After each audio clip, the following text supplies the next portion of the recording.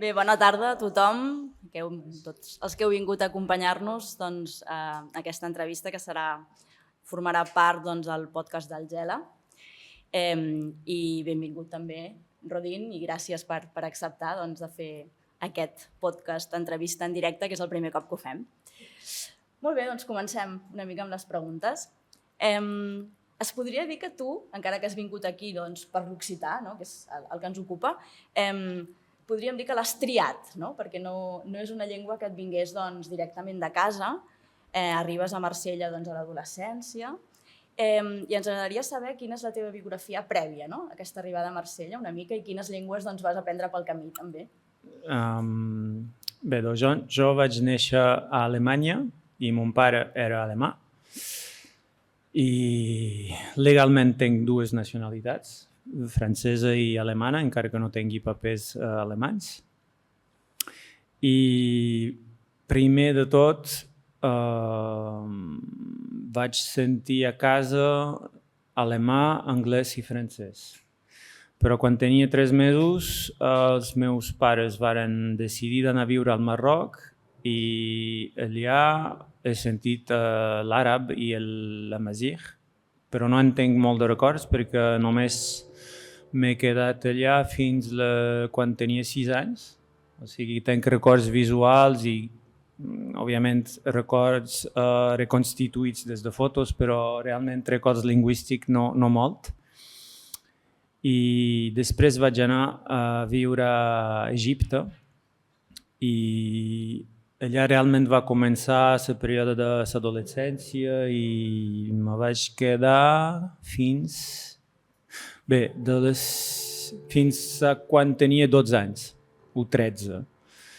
I en aquest moment sí que tenia com 4 llengües de manera gairebé permanent, perquè jo anava a l'escola on hi havia el francès i l'àrab clàssic, perquè era com obligatori.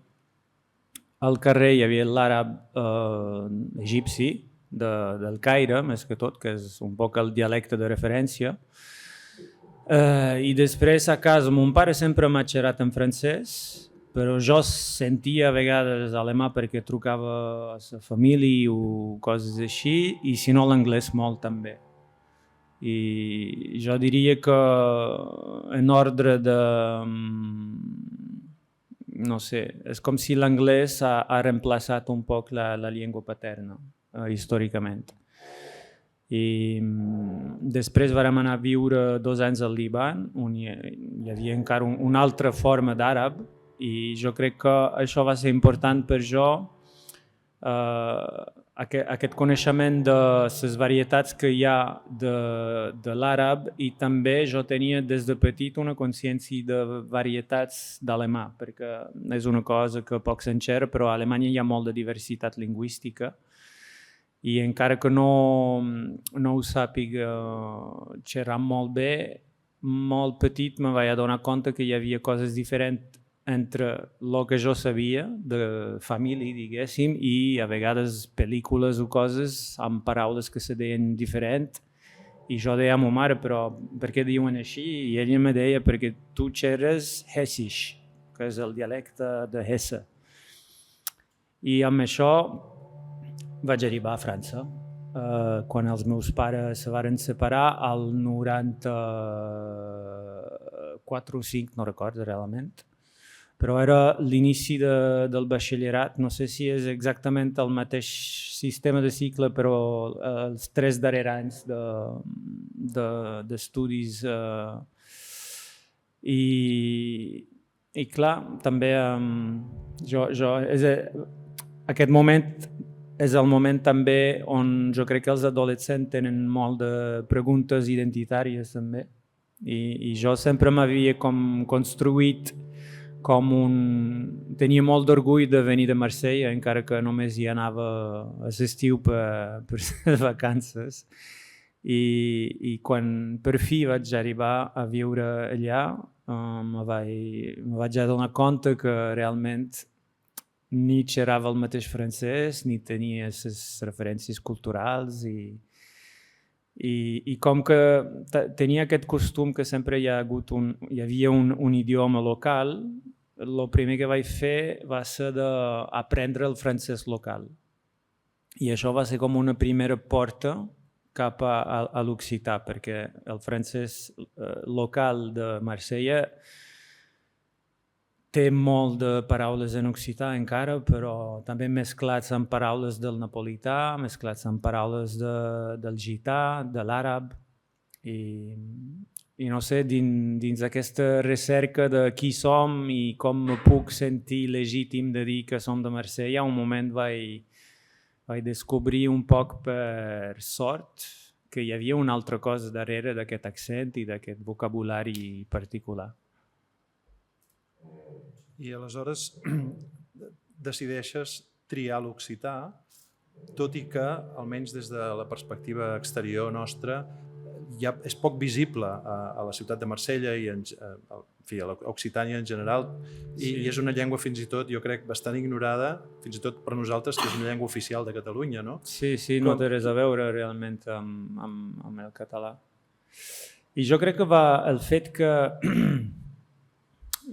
el fet de créixer com he crescut en aquests països i també d'una manera indirecta com jo vaig fer la meva cultura política, perquè jo vaig créixer amb molt d'africans. Realment al lycée français, doncs és l'escola francesa que hi ha a Egipte i al Líban era un poc diferent perquè era un institut libanès, però hi ha molt de gent que venen d'Àfrica i en aquest moment, quan jo tenia 11 o 12 anys, va ser també el moment de descoberta del hip-hop i de tota aquesta part de política que hi havia amb els Black Panthers, amb un inici de reflexió també sobre el colonialisme. I jo crec que, no sé, en aquest moment és com si jo vaig triar amb quina gent jo volia ser. I jo volia ser amb els menyspreats, d'una certa manera. I clar, quan vaig descobrir que l'occità existia i que, a més d'això, era meu i que jo no el tenia, jo vaig sentir una injustícia molt forta i és com encara ara, estic molt, tinc molt de triggers en situacions d'injustícies i el que vaig fer realment va ser com una reacció de dir bé, això no és just, això és meu i jo vull que sigui meu.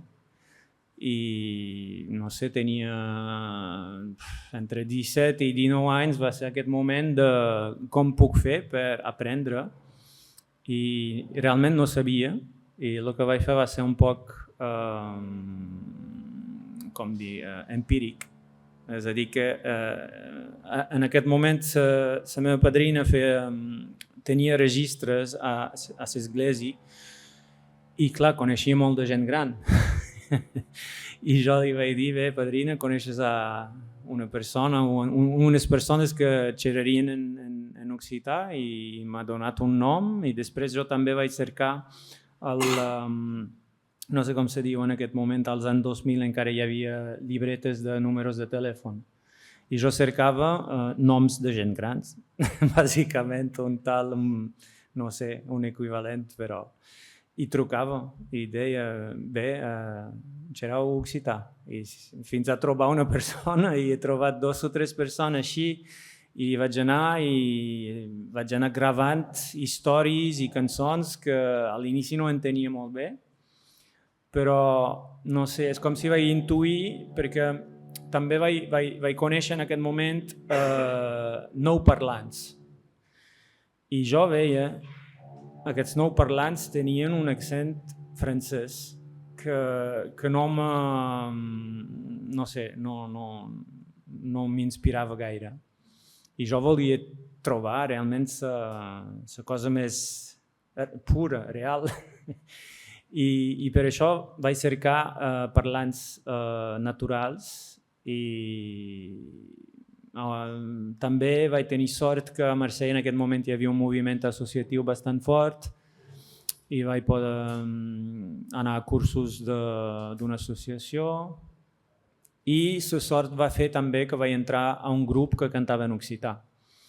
I això va canviar molt perquè de sobte la meva feina era de cantar en occità i jo m'ho vaig agafar molt en sèrio de no només cantar perquè malauradament encara en el panorama musical occità, més que tot de música d'arrels, hi ha molta gent que canten en occità però que no fan cap esforç d'aprendre a xerrar. I per jo no basta només de dir-ho bé fonèticament, sinó que quan cantes una cosa, qualsevol cosa, si tu l'entens, ressona diferentment i per jo no tenia sentit tampoc de cantar en un idioma en perill sense dur una cosa en intercanvi, de certa manera. L'occità m'ha nodrit, m'ha pagat d'una certa manera i jo havia de donar una cosa. I aquesta cosa va ser simplement d'aprendre a xerrar. Molt bé. I l'occità, d'una banda, si ens haguessis de presentar l'occità, així una mica gent que no el coneix, què ens en diries?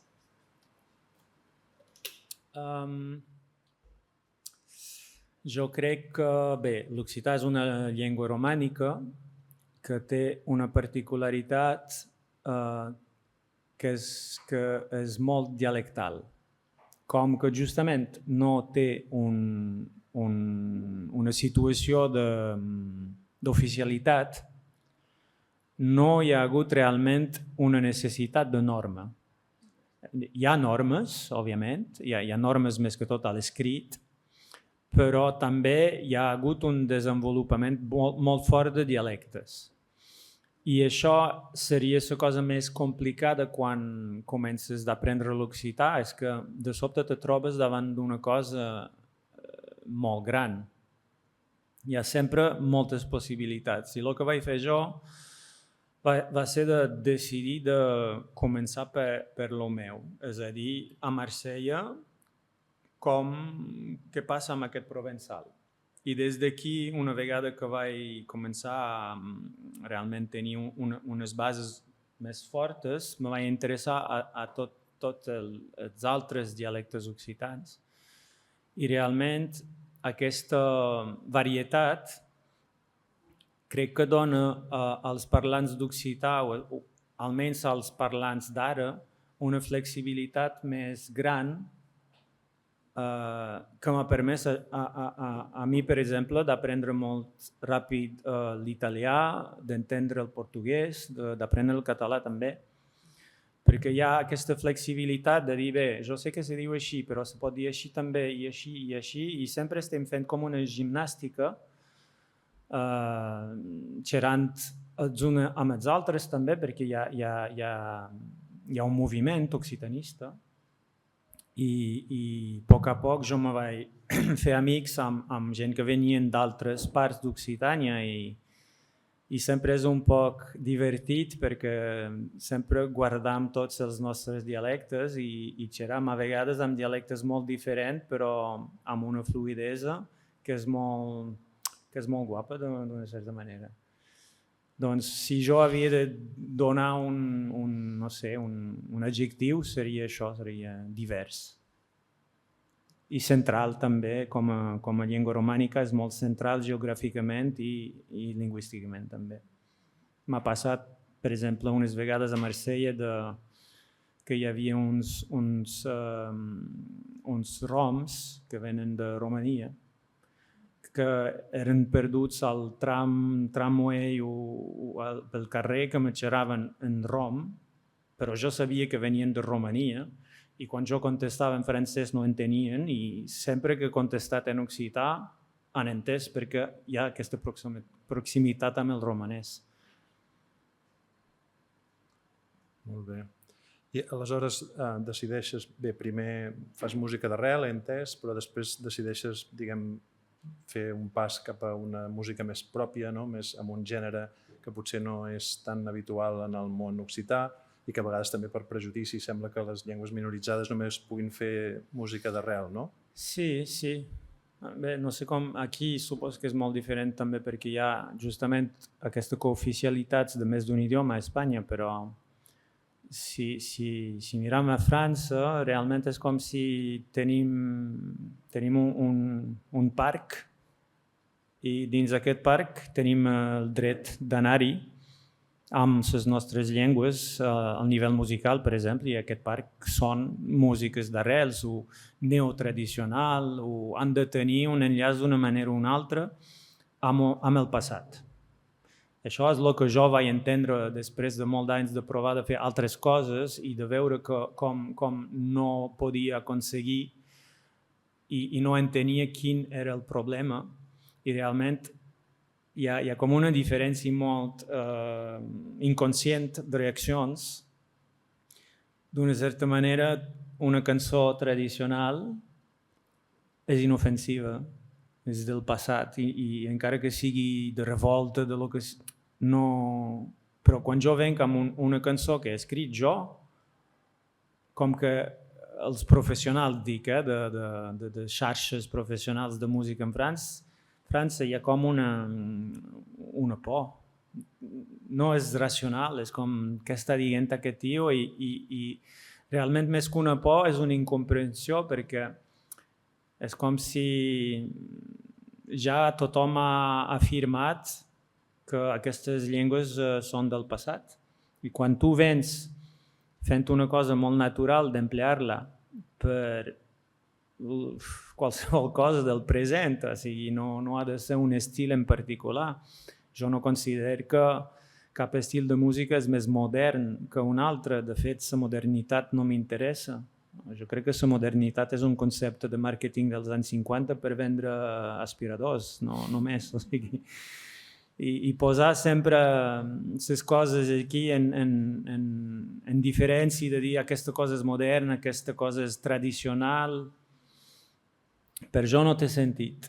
Però sí, jo crec que això va néixer de frustracions, simplement, que quan no sé, és com quan descobreixes una llengua així i a més que té un pes familiar, és una relació, és com una nova relació i no sé, quan tens una nova parella tens ganes de fer coses, d'anar a un restaurant o el que sigui. I amb l'occità jo tenia ganes de moltes coses que no hi eren. I en general els humans que fem quan falta una cosa, l'inventam o trobam una manera que pugui existir i simplement jo no sé, a l'inici realment abans de fer música en occità jo vaig començar per fer grafits en occità i coses més de, no sé, me vaig inspirar molt als anys 2010 de coses que se feien al Mèxic, per exemple, hi havia molt de moviments gràfics amb eslògans, amb molt de colors i tot, i no sé, com que era una llengua latina, jo vaig pensar, bé, podríem tenir això, escriure coses en occità. I tot el que he fet en occità ha estat així, ha estat, no tenim això, i jo me fa ganes. I d'una certa manera és com un open bar creatiu, i alhora si ho miram el per què no tenim això és bastant trist també, però jo crec que no sé, la creativitat és com una marca de vida, en contrari d'aquest costat també que un idioma que està en perill i tot, hi ha com moltes vegades, no sé, hi ha dues maneres d'actuar amb això, sigui t'asseus a prop del llit de la teva padrina i li agafes la mà esperant que se'n vagi, sigui, no sé, li contes coses per animar-la. Un poc així. I és vera, perquè jo he vist molt de... Encara que jo vengui de fora, diguéssim que no... M'he trobat moltes vegades amb això sobre carregat d'aquest pes de si està desapareixent i tot. I hem d'actuar amb velocitat també, perquè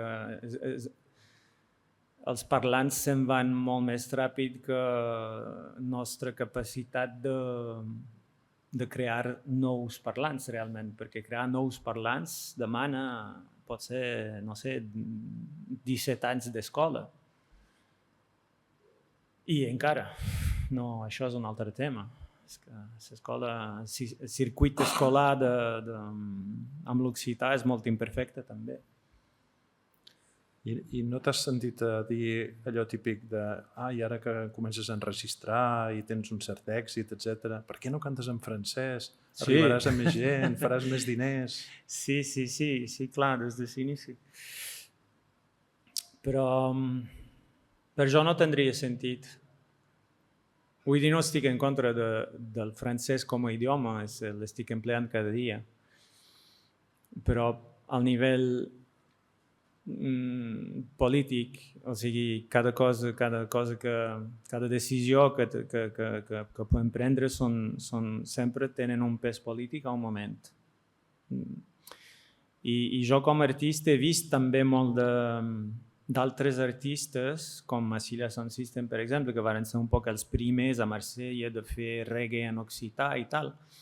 I després de 30 anys van començar dient això, bé, farem bilingüisme. I després de 30 anys, què passa? Fan 80% en francès. I no sé si això serveix a l'occità realment. Jo, el meu poder és de crear un lloc, un objecte, on l'occità té tot l'espai. Jo tinc aquest poder i no veig perquè hi posaria aquí de dins el francès, que no... Ja hi ha moltes coses en francès. I per això... Però aquesta reflexió, per altra banda, a un moment triar un idioma més gran per tocar més gent, és el que he fet amb el català, realment. O sigui, he dit, bé, d'acord, seguiré aquest consell de creixement artístic, però no ho volia fer amb... Havia de tenir un sentit, o sigui, realment és vera que per un occità poder tocar al públic català, no sé quants milions de persones hi ha que xerren en català, però segurament més de 10 vegades més que de gent que entenen l'occità. I hi ha com aquest camí conjunt des de l'inici, des de que existim, doncs per jo no sé, no me sent traïdor fent això. I també com quan vaig decidir també de fer-ho amb el català ja anava molt a Mallorca i no és que vaig triar d'escriure en mallorquí, simplement que el mallorquí se va imposar a jo i ara ho cerco cada dia. I clar, n'he xerrat amb un amic meu de Manresa que me deia, tio, és que sempre tries el més petit, no? Però no sé, és que jo crec que és important sentir-se d'un lloc, venir d'un lloc. Això no vol dir que estem tancats tampoc, però particularisme lingüístic sempre són, no sé, són molt sexis, no? Molt bé. Això, de fet, és el maig aranès, no? I, de fet, clar, l'occità és una llengua de Catalunya, també, sí. No? I, de fet, és oficial a Catalunya, tot i que només s'aplica en aquesta zona de l'Aran, no? Coneixes tu la Vall d'Aran? Sí. Bé, vaig fer un concert a Salardú l'any passat i va ser la primera vegada que hi vaig anar. I he trobat, bé, que hi havia poca gent realment que xerrava en occità. Segurament perquè era l'estiu i segurament perquè és una zona molt turística, però no me va agradar molt anar a un restaurant i que jo demani en occità i en català i que me contestin en francès i en castellà, però bé, així és. Crec que a un moment mos varen xerrar en anglès també. Però no vol dir que així és al Val d'Aran, però sí, sé que també és no sé si és perquè ara m'he acostumat, però jo sent, per exemple, que el mallorquí és més a prop del provençal que l'aranès. D'una certa manera és com, no sé, paraules i una música diferent. És molt meu, això. I en alguna entrevista has dit que si cantes, per exemple, en una llengua africana a França, ets exòtic. Si cantes en occità, ets divertit, aquesta jerarquització. Quina recepció tens a França, fora d'Occitània?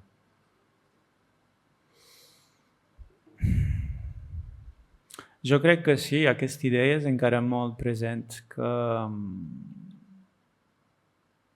és una cosa del passat, primer de tot, i és una cosa que no pot ser realment sèria. O sigui, França és malalta d'aquesta cosa, inclús amb els accents, sense xerrar d'una altra gent que, no sé, a Marsella hi ha un doctor bastant conegut que és com se diu?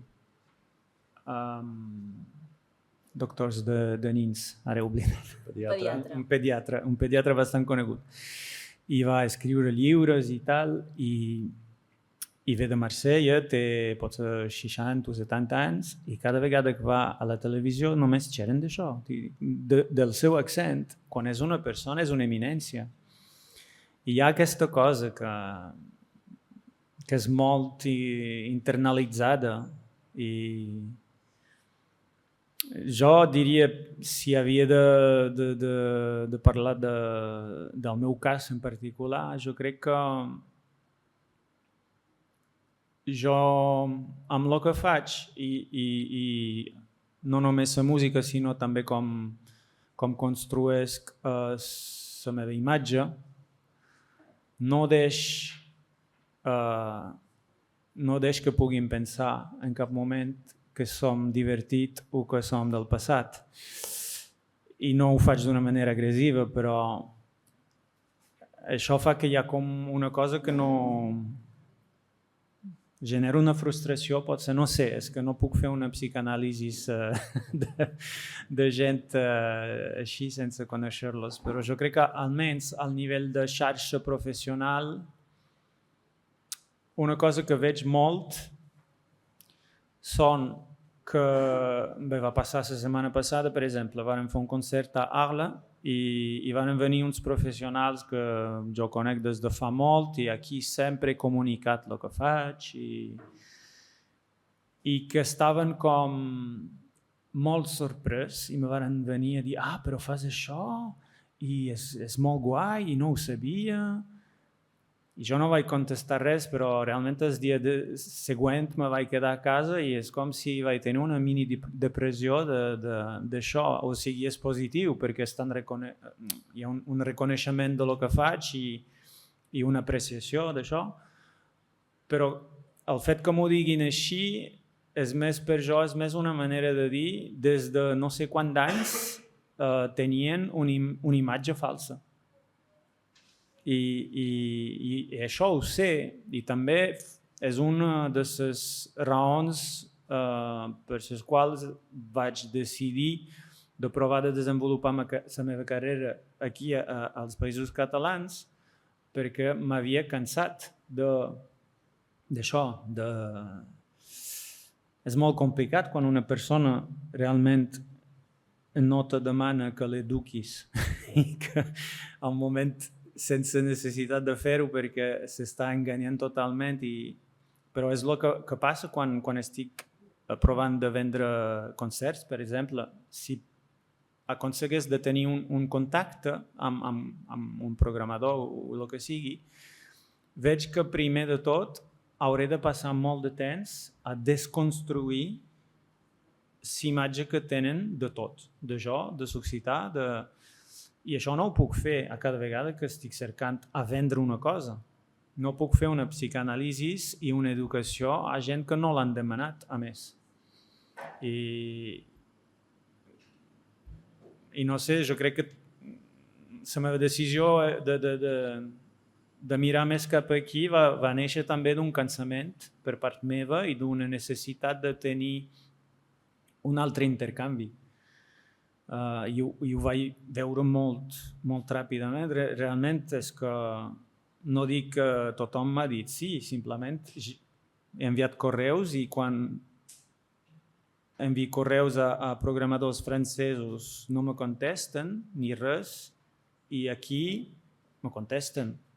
Simplement per dir, per cortesia, hem rebut el teu correu, és una proposta interessant, ara mateix no podem, no passa res, simplement de tenir un intercanvi, de sentir-me considerat com a persona i no com, no sé, un tio raro que està demanant una cosa que no toca quan realment és la seva feina de contestar-me.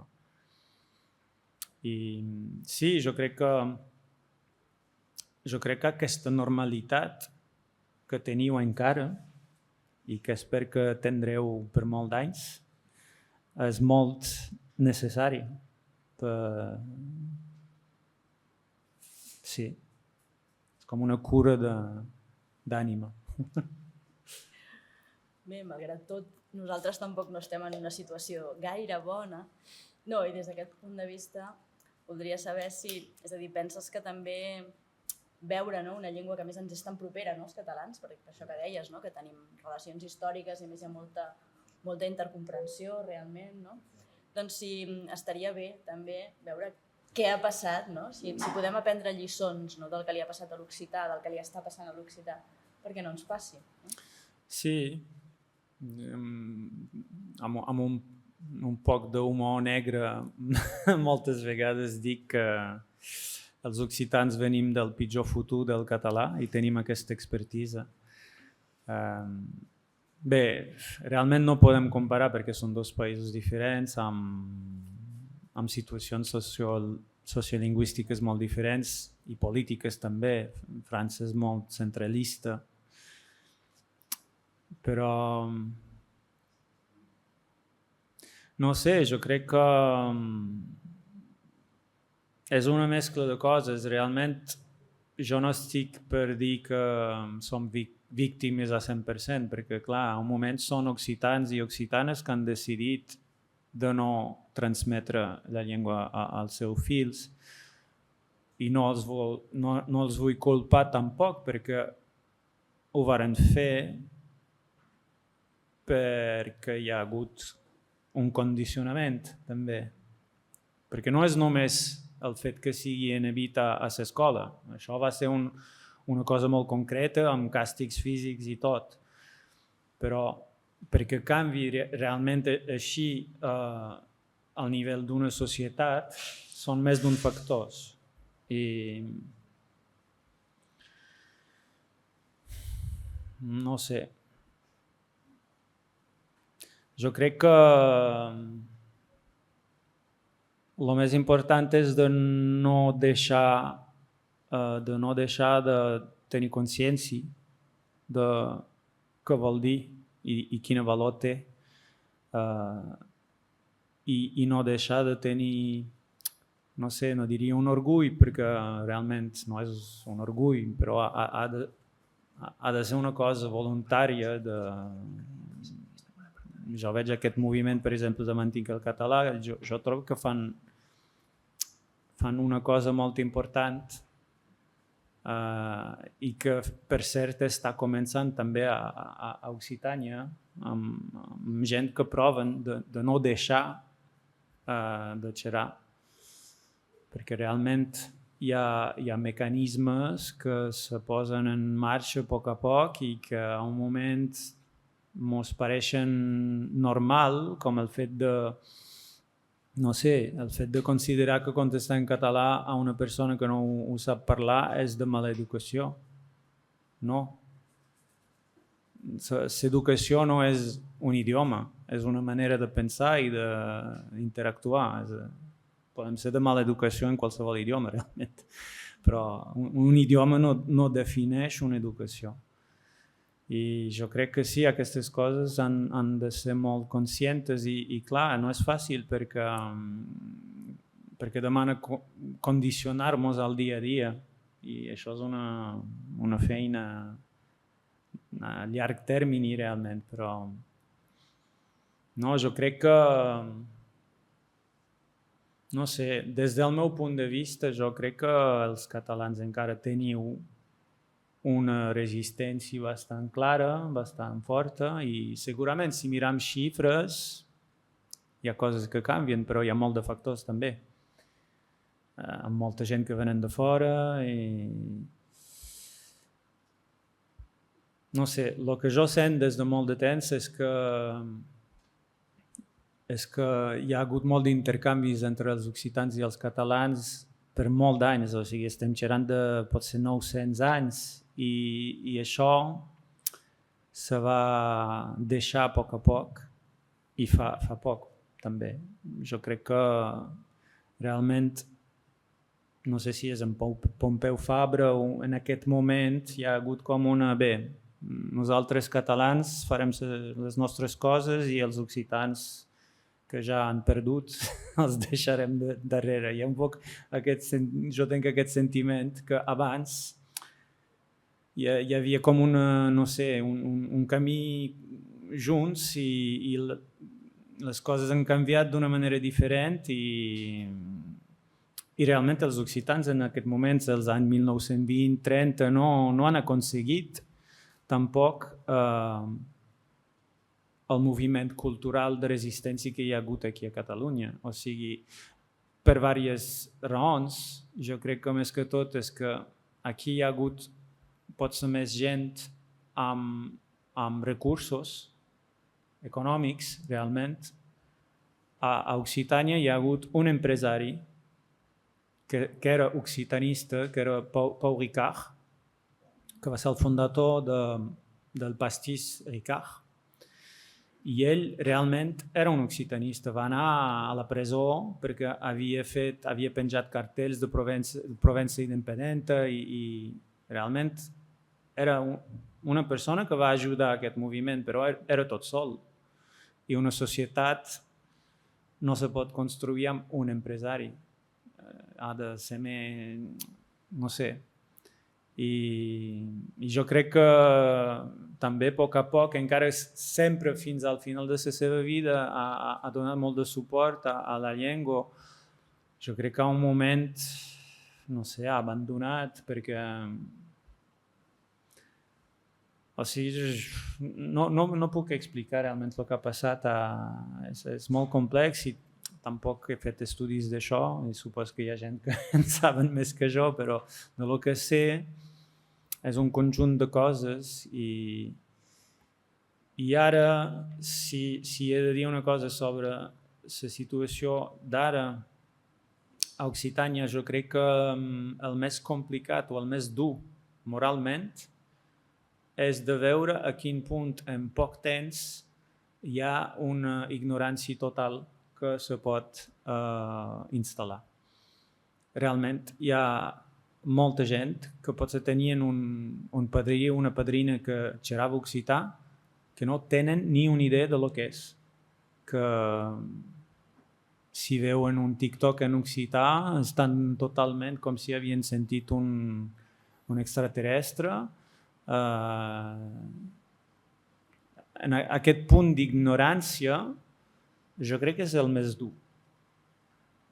És el més dur perquè, no sé, per exemple, com a molt de llocs, la toponimia, encara que sigui ara en francès, va ser una adaptació moltes vegades, té sentit, és molt transparent. Moltes vegades noms de llocs, a més al camp o així, són molt concrets. I fa dos dies vaig anar a córrer a prop de Camomara i vaig fer un vídeo justament d'això, passant per un poble molt petit on hi havia roures blancs. no sé com se diuen en català, són roures amb fulles que tenen el revés més blanc. I això en provençal se diu sigui el blacàs, sigui la blatxo. I el nom d'aquest poblet és la blatxo, perquè hi ha molt d'aquests arbres. I quan coneixes l'occità, el teu món té sentit. Quan no en tens ni idea, són sons. I jo vaig créixer així, amb noms de llocs, quan jo era petit, que jo trobava divertit, perquè, no sé, no té sentit. Però realment, i jo el que que trobo el més dur és això, és que l'ignorància sigui normal. I no sé.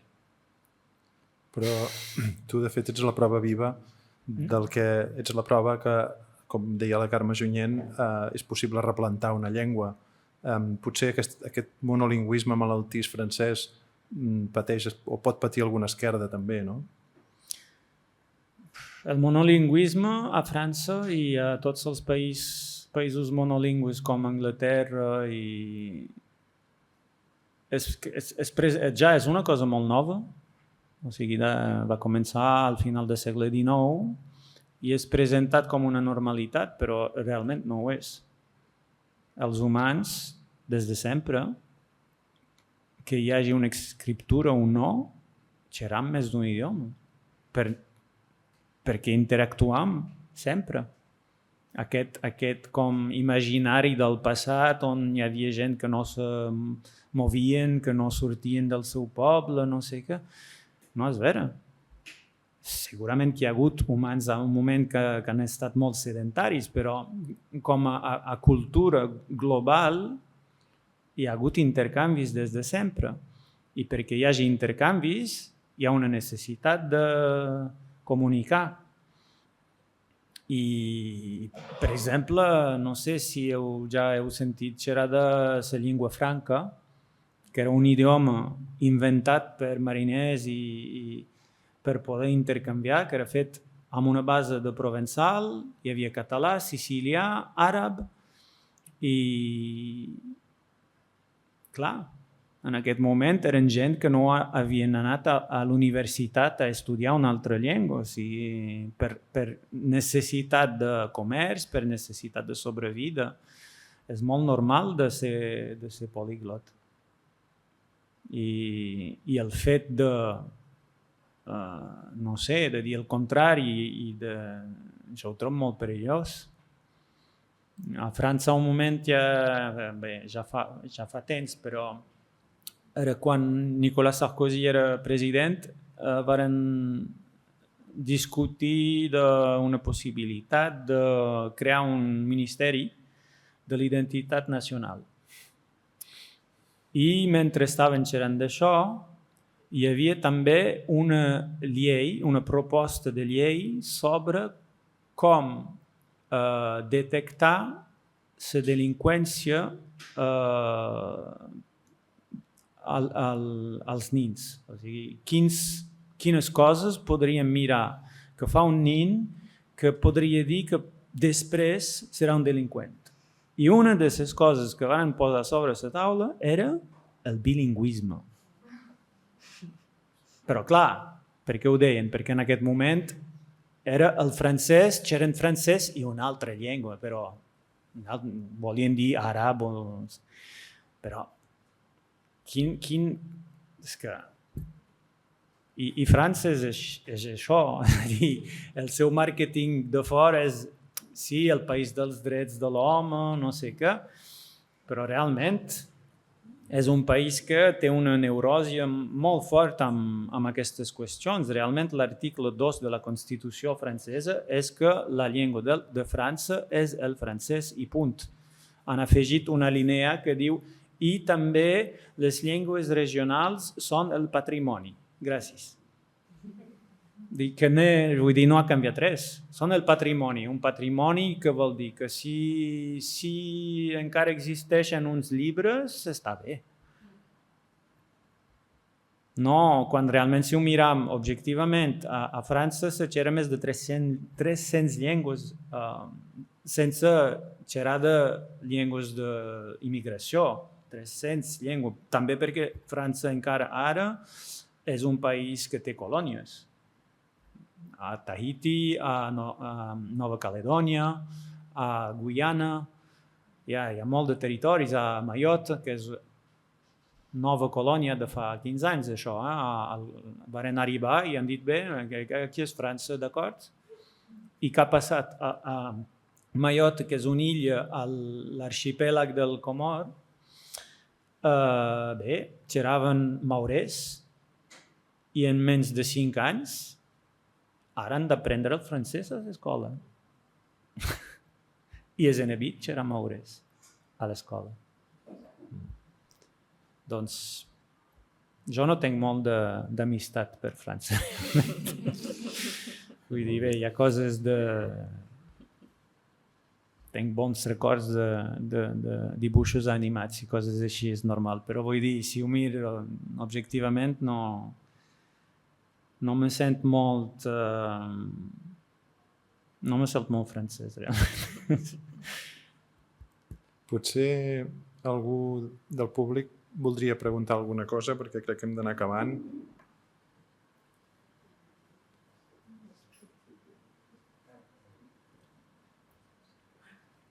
No teniu? Sí, hi ha una pregunta.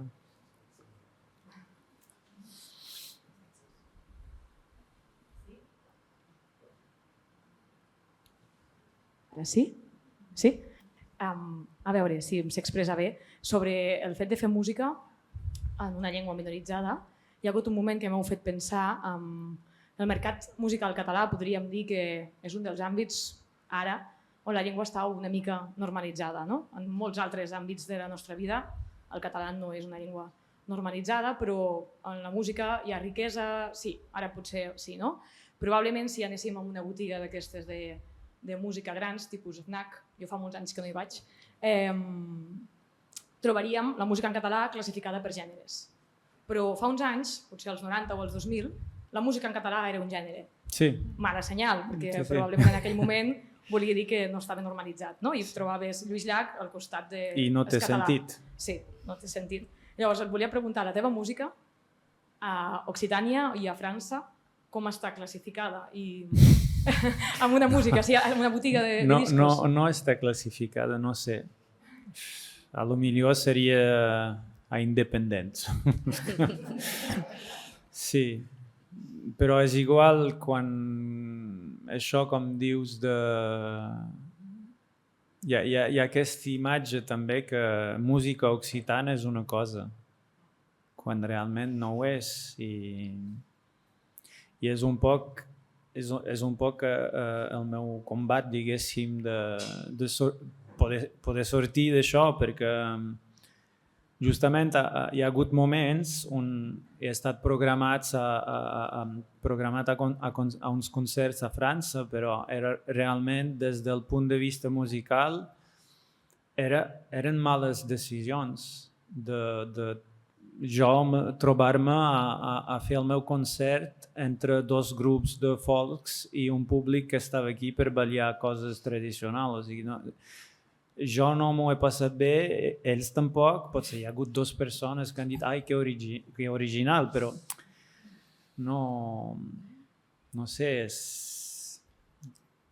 costa molt finalment realment reivindicar aquesta normalitat de jo vull ser tractat com qualsevol artista que canti en qualsevol idioma. I això sí, no sé si ho aconseguiré o si ho aconseguirem amb altres músics occitans també, però això seria una victòria d'aconseguir això.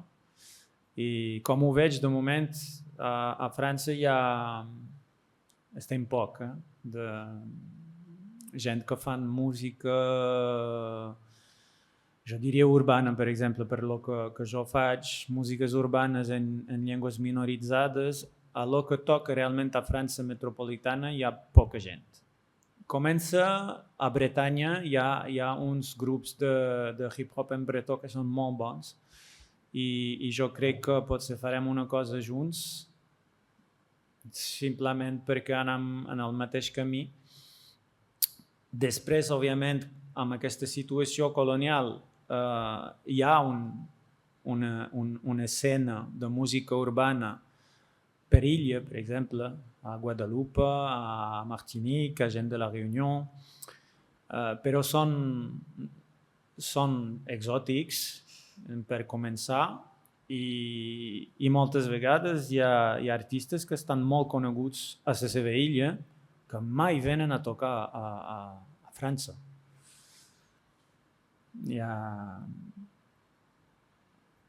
Però bé, això bé.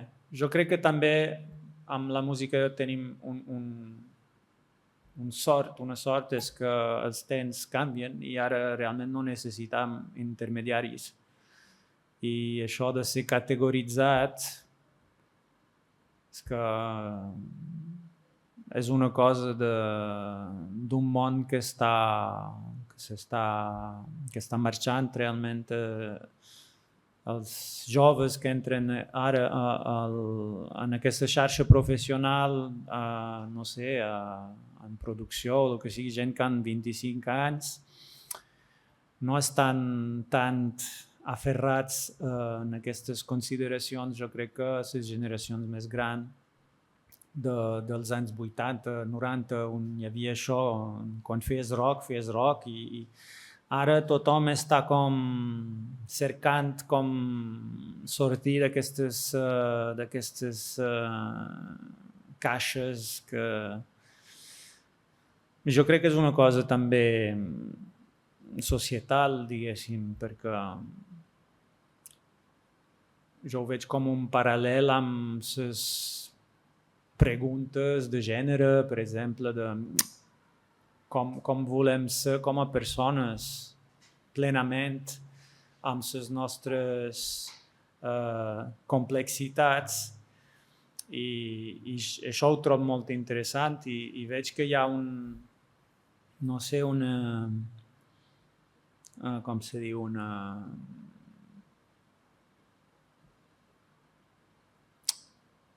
en francès se diu convergence de lutte, convergències de lluites, on jo veig que el que faig, per exemple, té molt de ressò amb un públic LGBT o encara que siguin coses diferents, realment el que hi ha darrere és volem el dret de ser com som.